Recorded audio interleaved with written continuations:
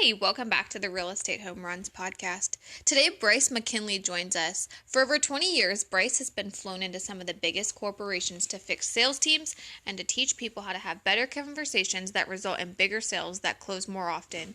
He's discovered, refined, and perfected the conversation in a way that builds trust and gets prospects to open up that no one else has figured out. Conversations that have complete strangers thanking Bryce for contacting them time and time again. He's truly a master at his craft. He focuses on a dead simple process that you'll be able to start using immediately and see results in your very next sales conversation. You're going to leave here with the skills, confidence to transform your life. All you have to do is trust the process. Come join us.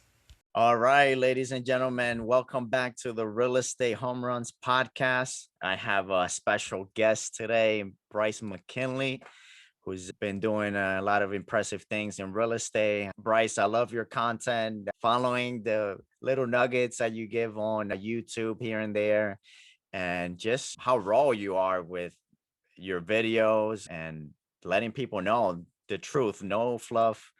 So I really appreciate that. And thank you for being here on my podcast.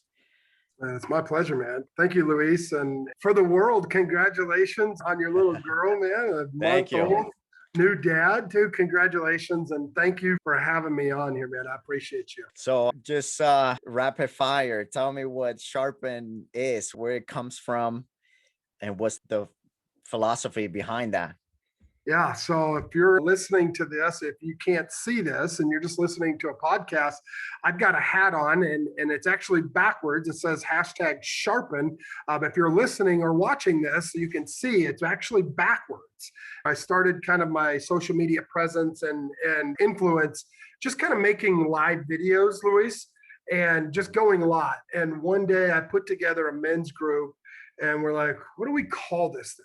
And the Bible scripture, whether you read the Bible or not, I believe that not only is it the best all-time selling book and always has been, always will be, but I believe that it is the ordained word of God.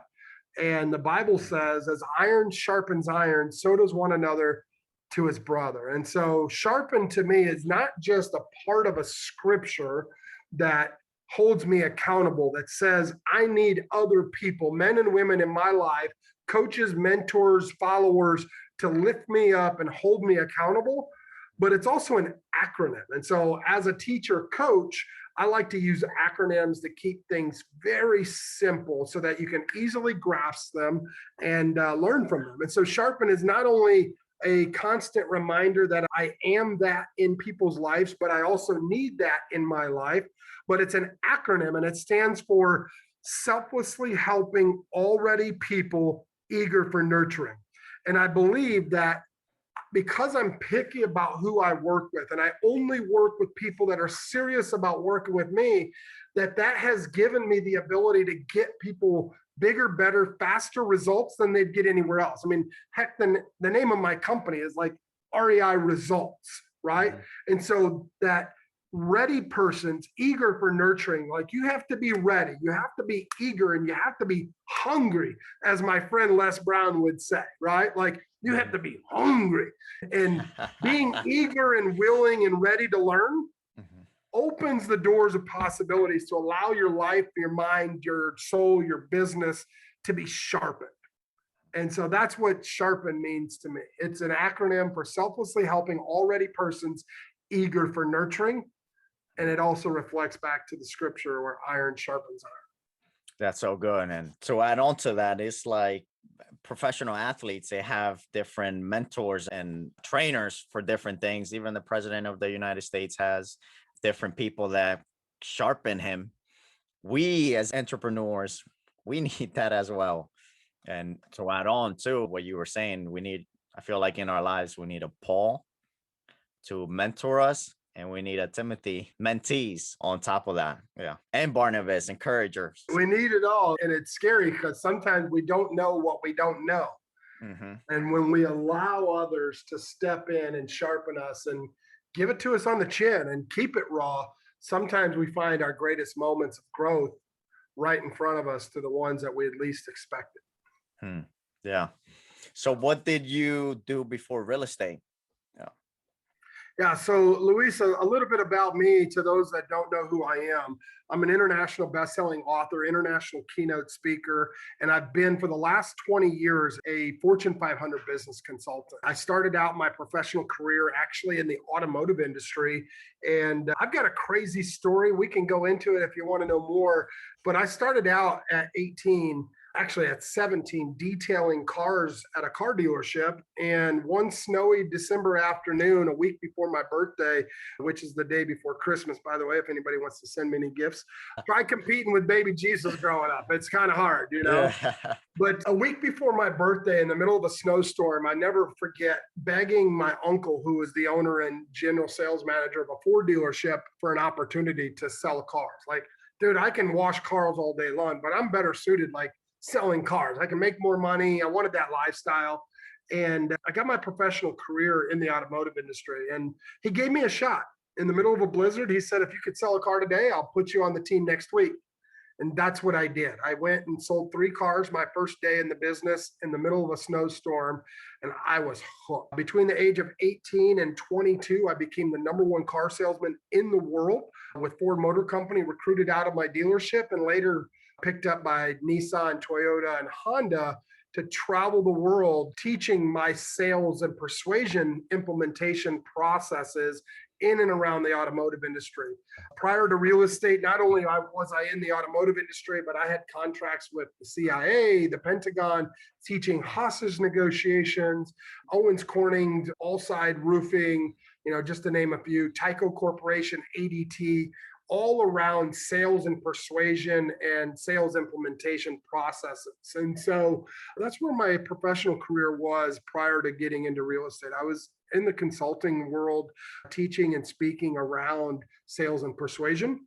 Unfortunately, I went through a series of unfortunate events. My wife at the time, back in 2006, lost a baby, not to any sort of illness or anything like that, but by medical malpractice, negligence, and homicide. Her baby was killed by a doctor going through legal depositions and lawsuits, at battling depression and later drugs and alcohol.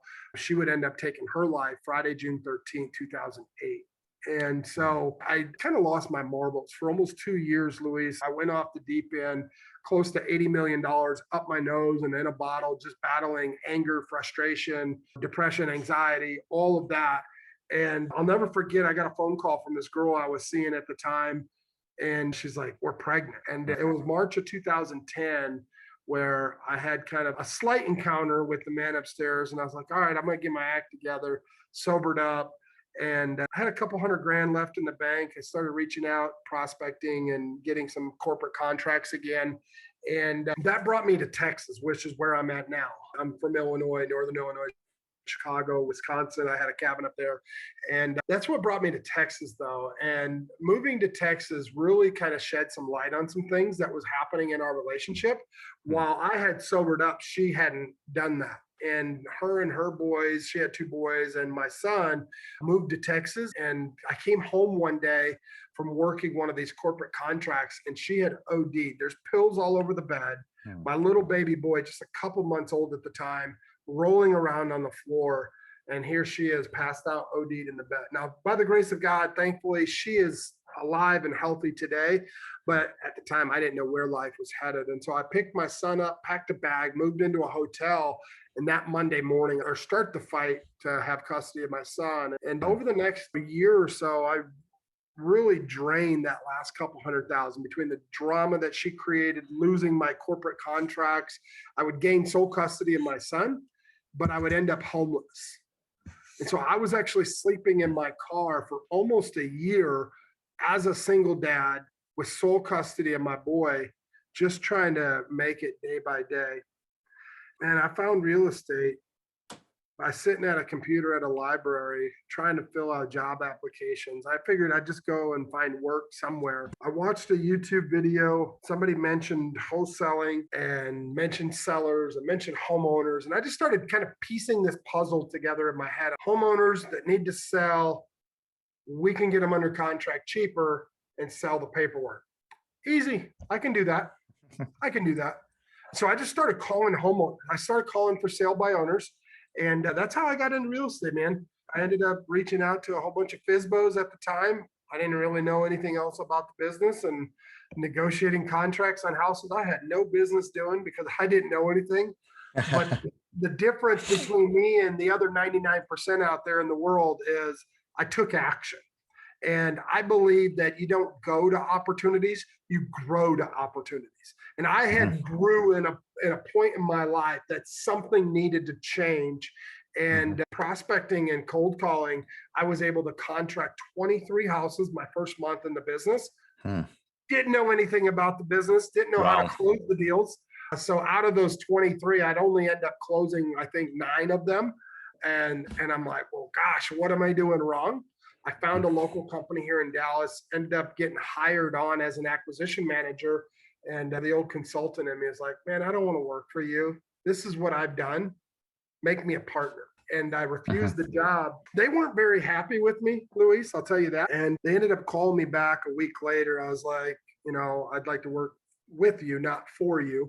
And through a series of tough conversations, they challenged me to like, hey, if you can do this again, we'll consider making you a partner in the company. So I went to work. It was technically my 3rd month, but really my 2nd month in the business that I went back to acquire properties. And 2nd month in the business, I ended up contracting 33 houses. Wow. 2nd month, and we ended up 37, and I ended up closing 33 of those 37. So that's impressive. First 120 days, I made close to $1 million. I was hooked. And I haven't looked back since. I see back there, you you have a quote that says, I decided my determination that dictates my destinations. You were determined. Yeah, you can see that. So close. Yeah. I decided my determination dictates my destination. Yeah, I wrote that on the whiteboard about a week or 2 ago. I was like, yeah, that's good. Gold. Yeah. That's good. Wow. What a powerful story you have. And situations like that can either break or make someone. It sounds like all those experiences that you went through made you. And obviously we both know that, yeah, it's still an evolving phase, but it sharpens you to have a different outlook at life and to get past limited beliefs. Do you feel like you had any limiting beliefs that stopped you from taking that step, or you have always been a go-getter? Let's get this done. Yeah. I mean, don't let the success fool you on both sides of it now, and even in the future or in the past. Like right in the middle of those tumultuous times, like that trial, that test of God per se that I was going through, I doubted myself. I hated the world. I hated the people in the world that was surrounding me at the time, and whether they were supporting me, in my opinion, or not. I absolutely did. And I'll never forget, it was September 28, 2011. This was prior to finding real estate, going through that, sleeping in the backseat of my car with my boy. I mean, I had just had a conversation with my brother. My brother was going through some tough times. I was encouraging him. We were going to start a business doing marketing and sales and blah, blah, blah. I'll never forget hanging up the phone that night and just having a moment where I'm like, dude, I can't do this. Like, who am I fooling? I'm a fraud. Like, I can't get back what I lost. Absolutely, I had limiting beliefs. So much so that I actually wrote a letter to my boy and wrote a letter to my mom and told her to take good care of him. And I pulled my car out from behind the water tower that I was sleeping under.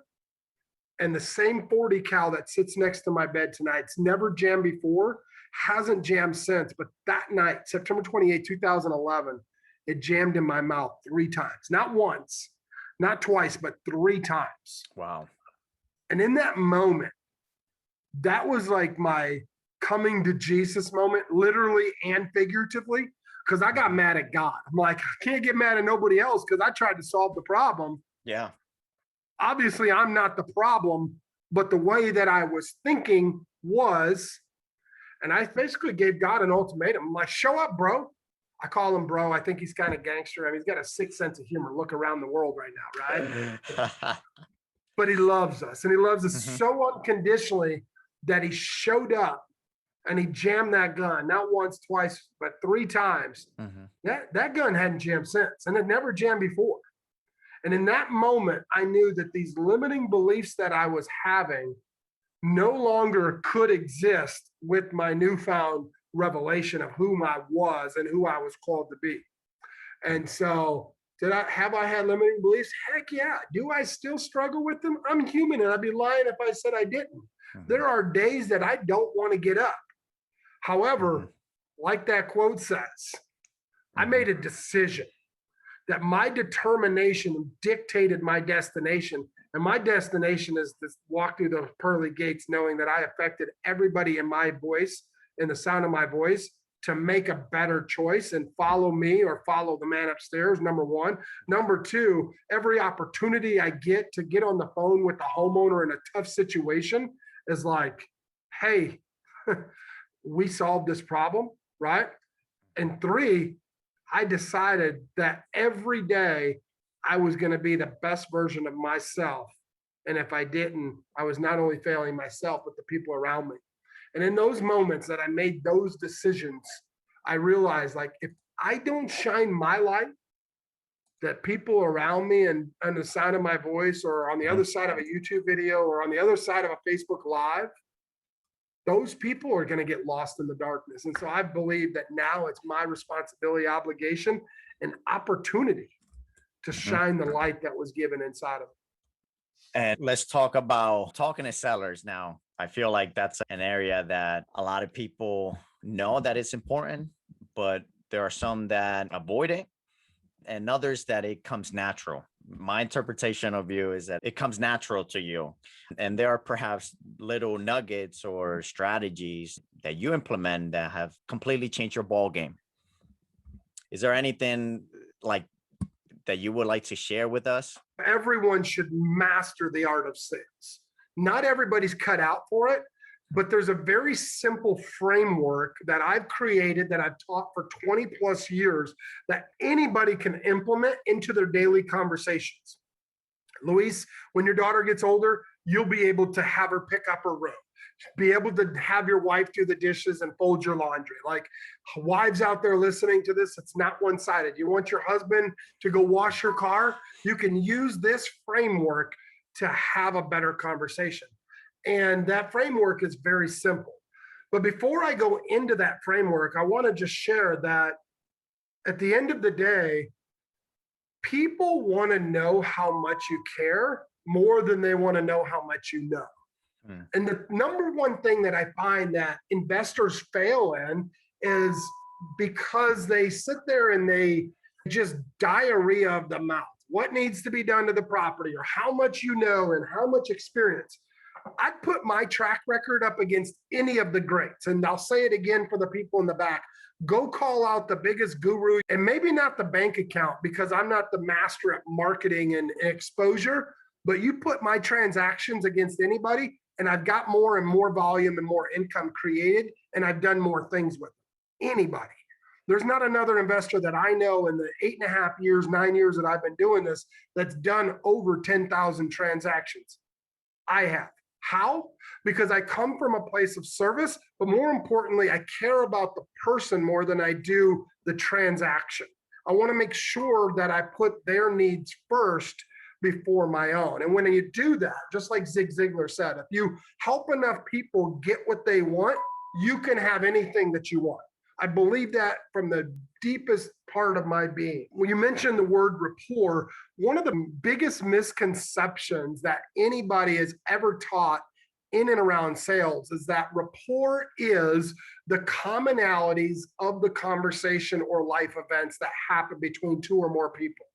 For example, Luis, we both share a similar faith. Well, if I know that, I'm not going to come into the conversation like everybody else and be like, oh, you're a Christian, I'm a Christian. Like, what church do you go to? Ugh. Nobody cares about you, meaning you, the person doing the talking. So how do we do that and do it differently? Well, it's finding out what someone's for.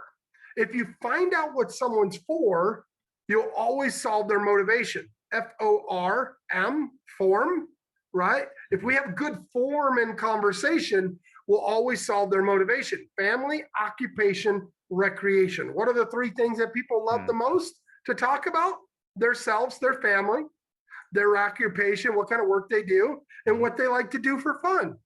And so if you can positively exploit that, you'll solve their motivation. So for example, using the faith thing, rather than saying, oh, you're a Christian, me too. What church do you go to? Maybe I'll say, oh, wow, you're a Christian? That's got to be overwhelming nowadays with the way the world is looking. Like, what do you find solace in doing to keep your mind positive in and around your faith? I can use that to ask better questions versus, I'm a Christian too. Right? Or maybe it's talking about the house. People are like, oh yeah, how much can you offer? Well, rather than going right into the offer, it's like, gosh, I can offer as much as I possibly can. And because I want to know, or I know that you want as much as you possibly can get. Help me understand what's most important, selling the house or putting the money in the bank to take care of the family? Oh, it's the family. Talk to me about that. You got a big family? Oh, it's just a wife and a daughter? Nice, Luis. How old's your daughter? Boom, I'm hooked. I'm talking about you and what's important to you. And so if we can ask 3 to 5 questions about someone's family, 3 to 5 questions about their occupation, and 3 to 5 questions about their recreation, you will find that your conversations will go so much further and you'll accomplish so much more. So that's where I would start when it comes to building rapport and around sales. Get to understand what the person is for, and you'll easily solve their motivation. Does that make sense?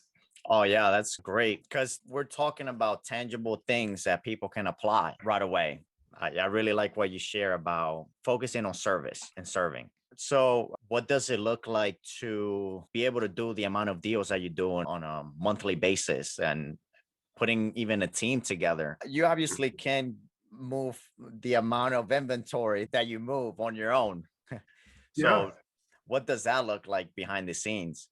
So one of the biggest challenges that I have learned over the years is like, I've been an amazing consultant, but I haven't always been the best leader and entrepreneur.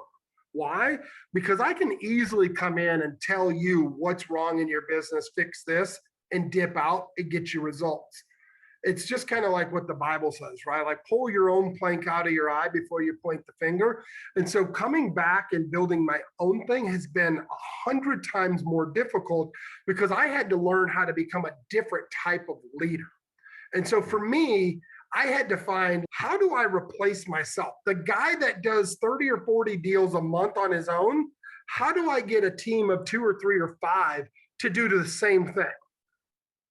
Right? So that was like my biggest challenge, was trying to, 1, fire myself, but then 2, to duplicate the process that I created around business that plugged into real estate. Because real estate is just a vehicle. It's just a widget. Whether I was selling cars or teaching people how to sell roofs and siding and alarms and hostage negotiations, there's a process that I followed.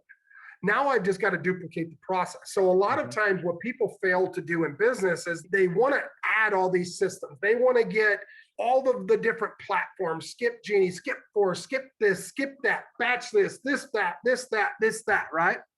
Ugh, that's how I feel. Until you understand and match and master the process, don't add systems. Because a series of processes will make a system. And when you add more systems to it before you master it, you're just Frankensteining your business. You've got a little bit of this, a little bit of that, a little bit of this, and you'll never truly scale out. And so the key to having a business that has been as successful as what we have done over here is, number 1, mastering the process and duplicating the process, number 1. So as we start to scale, everybody in our organization understands and masters a part of the process where the baton can easily just flow. Once that has been done and accomplished at a very low level, right? 3 or 4 people, let's say, started out with just me as I left my former partnership. 3 years ago, I walked away from the $100 million organization that I helped be a part of and build.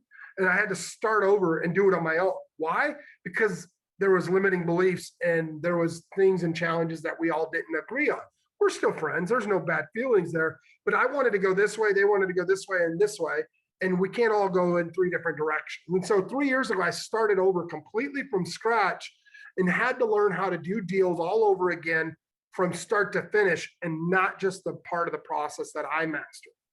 So in doing so, then I'm mastering each step in the process before I can pass the baton and train somebody else. So that was the first thing.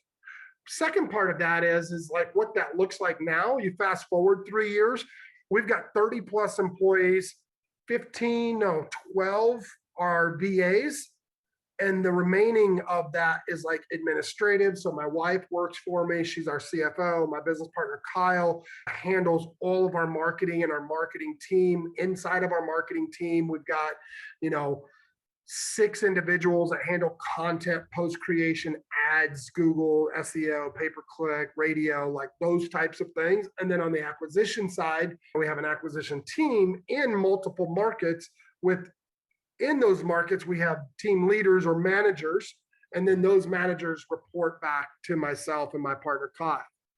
And then we have 2 director of operations, depending on which side of the business, whether it's the front side or the back side. And those 2 persons report back to Kyle and I, right? So that's kind of like what it looks like from a 50,000 foot view. But that wouldn't be possible had I not mastered the process, right?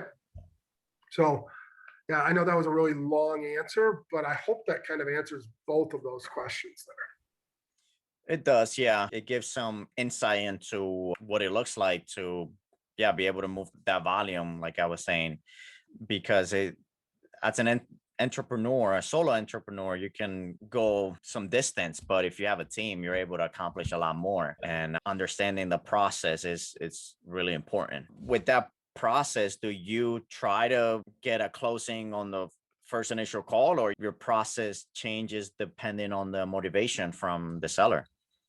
Yes. Yes to both of those. I mean, there's a lot of these groups and cliques that have these closing competitions and different things. And I'm notorious, if you look and watch any of my content and you see me on the phone, I'm notorious for having a 1 call, 1 close. Like, I don't know anybody else that can do it as effectively as myself, but that's just hundreds of thousands of transactions in business and sales related, right? And so for my acquisition team, I don't expect them to have a 1 call, 1 close scenario. If it happens, great. I'm more confident in the acquisition call that happens 2 or 3 or 4 times, which is more likely to happen. But then that's where the follow-up process happens. I have a very, very specific method to my follow-up, where most people are like, I'll give you a call sometime next week. And then they just forget and they call the second week. And guess what? 2 weeks later, I've already got the deal, or somebody else with the follow-up process has gotten the deal. And then they wonder why they're losing deals to people, because they forgot to follow up, right? And so we have a very methodical way in which we follow up consistently, daily, weekly, monthly, and tri-monthly. And so that would be the best response I could give. It's just, there's no right or wrong way to do this business. There's just better ways. And I believe focusing on the income producing activities versus all the other minutia gets you better results faster, and they're longer sustaining. That's good. Are you dabbling into rentals or growing passive income, or wholesaling is your primary focus at the moment, and business consulting?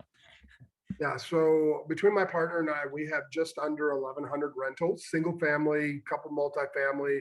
I've got, right now I'm working on a couple of like syndicate deals with some pretty highly influential people and raising capital. I actually just made an offer on an island. So that's kind of cool. Interesting. Buying an island off the coast of Belize. We also own a brokerage. We own one of the largest brokerages in North Texas. And so I've got a whole bunch of retail agents and another company that I own. But our bread and butter, and we have a coaching business. We've got the only coaching business in America that's got 100% success rate around wholesaling, because that is our bread and butter. That's what brings in the opportunities to buy something and take it down ourselves, because I just don't have the time to go and look at other people's deals. I don't want to be on your list. I don't want to be on someone's list and get bombarded with all these deals that just aren't deals. I don't have the time or bandwidth to look at that. And I'm not going to make that a part of our company to look at other people's deals right now. We're working on an app. We've got an app coming out to where people can network and do deals right from their phone. That's going to be coming out here in the next few weeks. And so my focus is really on what we've got and not worried about what other people are doing. So. That's good. Yeah. I do wholesaling as well. And what I like about wholesaling is that it's a vehicle. Yes. But then with that vehicle, where am I going to deploy that capital to take advantage of the tax incentives and force appreciation on buildings, and also be able to have control on how much cash flow is coming in. Yeah. Which is what the podcast is centered around. Yeah. Cool.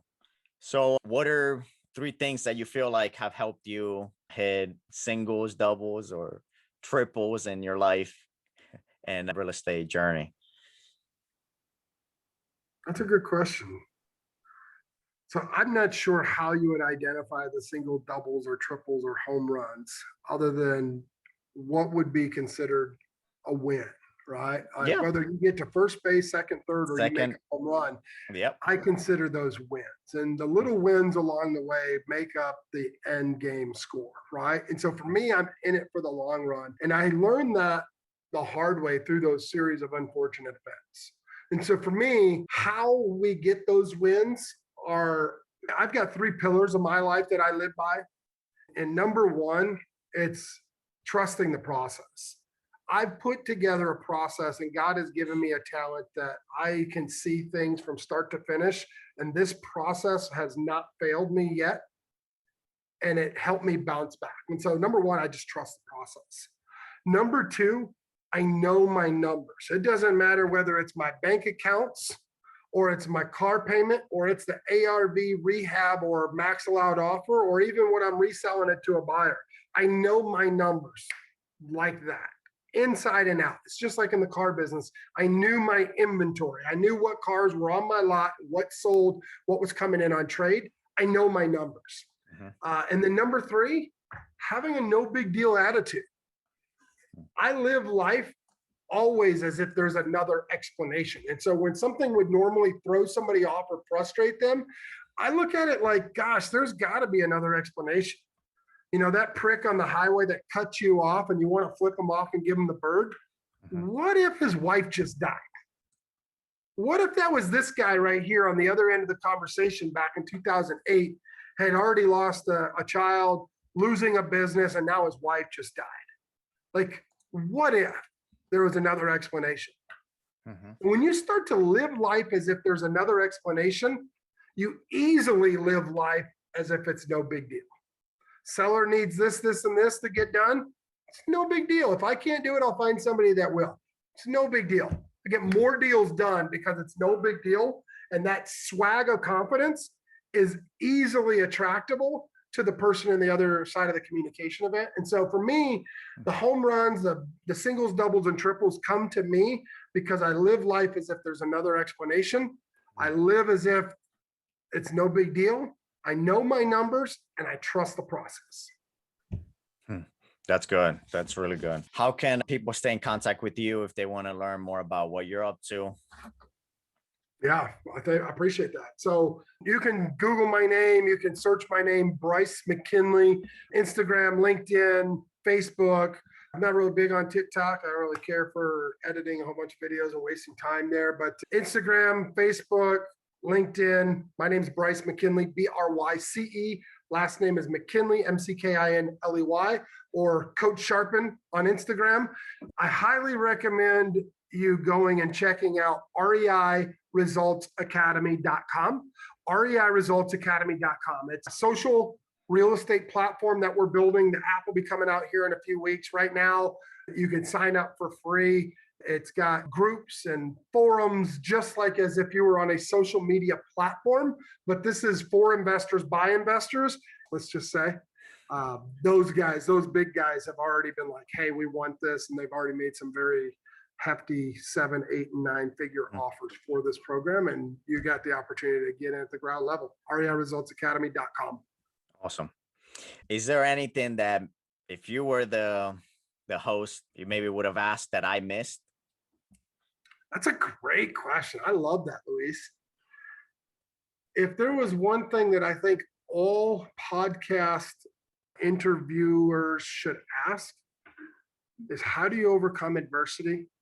And or what are some of the challenges that you face so that no one else ever has to face them? Those are probably the two questions I would always ask somebody if I was doing a podcast. That's good. And I feel like you did tap into some of that with the getting past limiting beliefs and having a heart of service. You do a great interview, my friend. Make sure you download the Home Runs Real Estate Podcast with Luis.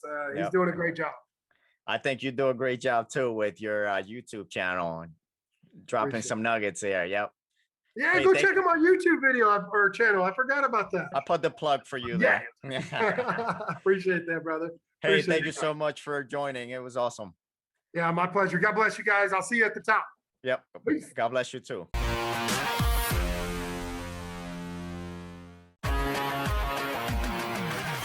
We hope you enjoyed this interview and got some value out of it to help you in your real estate investing journey. If you can take just a minute, please do us a favor and leave a review. Hit the like button on iTunes or whatever platform you listen to our podcast on, and subscribe so you can hear future episodes.